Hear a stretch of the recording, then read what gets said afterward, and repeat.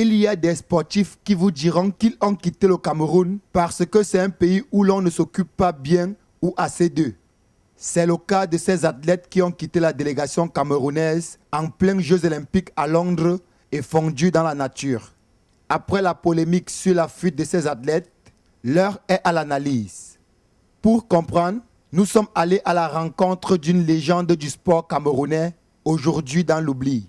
Boxeur professionnel. C'est un vrai champion, Jean-Marie. Pourquoi cette désertion? Eh bien parce que Jean-Marie Emébé est trop fort. Son palmarès parle pour lui. 45 combats, 40 victoires, 2 nuls, 3 défaites. Champion d'Afrique des poids welter, champion d'Afrique des poids moyens par KO, finaliste au championnat du monde militaire, sélectionné aux Jeux olympiques de Montréal.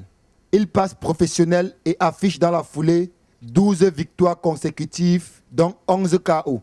De l'Europe aux États-Unis, Jean-Marie Emébé était le Mohamed Ali africain. Ce champion hors norme travaille aujourd'hui comme vigile en région parisienne et crie à qui veut l'entendre que le Cameroun l'a abandonné et qu'il n'a jamais rien reçu malgré toutes ses médailles. Je travaillais comme vigile à l'ambassade du Cameroun. Alors ça a tellement fait un choc aux Camerounais en me voyant travailler comme vigile, si bien qu'ils ont contacté.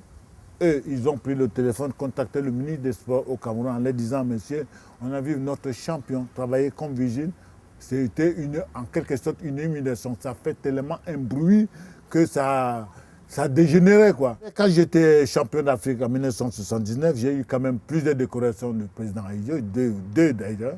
Je n'ai jamais perçu un seul centime de cette décoration, comme on dit.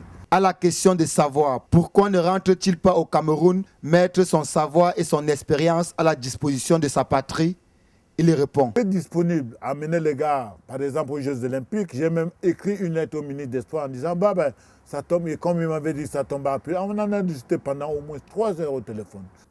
Kédal, je n'ai même pas eu de réponse dans ma lettre. Vous voyez?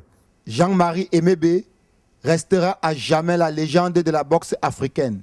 Il aspire aujourd'hui à transmettre son savoir aux jeunes générations si on lui donne la possibilité.